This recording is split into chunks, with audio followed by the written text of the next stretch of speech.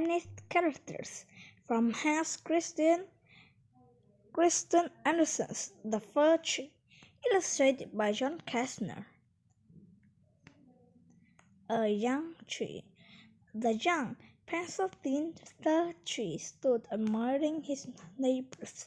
The tall oak made him want to be taller than and grander.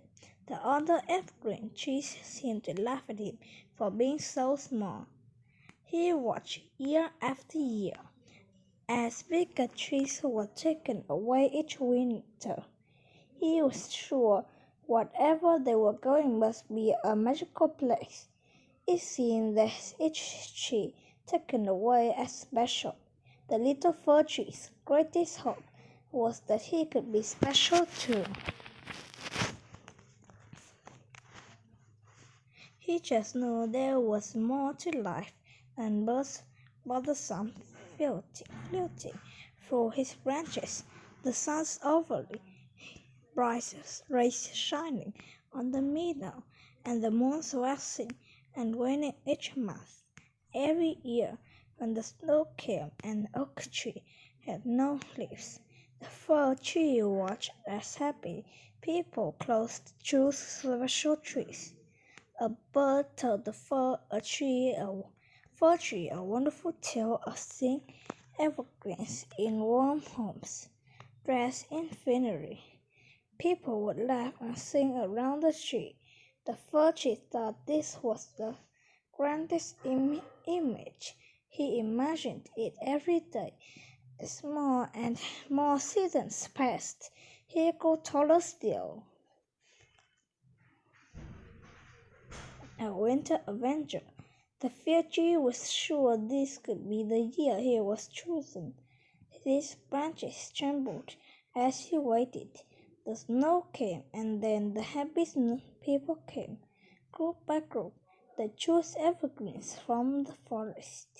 As he trembled, the snow fell from his branches. As the sun nearly faded away, a group of laughing people gathered at his trunk. He tried not to tremble too much. He didn't want to drop snow on them. He wanted them to think he was the grandest tree in the forest. At last, they took out an axe and chopped him down. The happy people had taken the fir tree from his root. The fir tree trembled didn't stop as they strapped him to a shiny red car that moved like the wind. A short while later, the fir tree was carried into a warm home. They stood him upright in some kind of sand.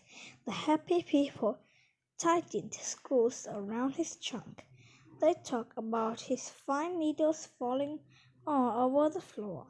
Hearing this, the fir tree waved to stop trembling. He didn't want to shake it off his needles because the happy people might not want him anymore. Later that night, the people took boxes down from closets. First, they placed shiny bulbs in every color of the rainbow in a string around him. The bulbs winked and winked at the fir tree. This made him glow inside and out. Next, the children placed ornaments of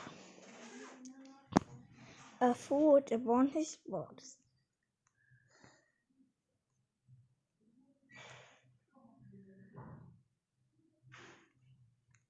While the adults placed of glass, string of popcorn, cranberries, and sprigs holly followed. The fir tree couldn't help but tremble just a bit. He'd never been so proud. His deepest center warm as candy canes and gingerbread men were hung from his branches. A bright silver star it at his top added the final touch. The family, he could tell they were a family now, gathered around him. They told stories and sang songs well into the night. Soon the adults said good night to the children. Then they brought out paper of rimming reds, golds, and greens. The fir tree watched as they brought out toys and clothes and wrapped each in paper before tying on a bow. They placed the wrapped packages under his balls.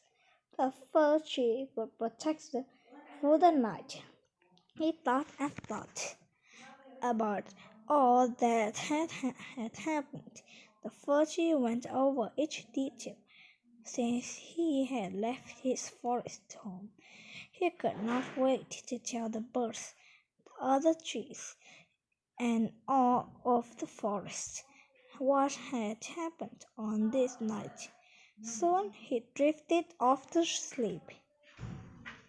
The next morning, everyone in the house woke up early. The children reached for the packages.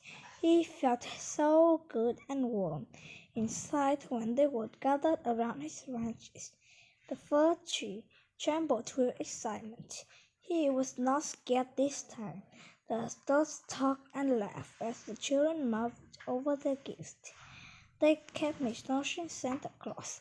This Santa sounded so grand to the fir tree that he wished he had met Santa during the night.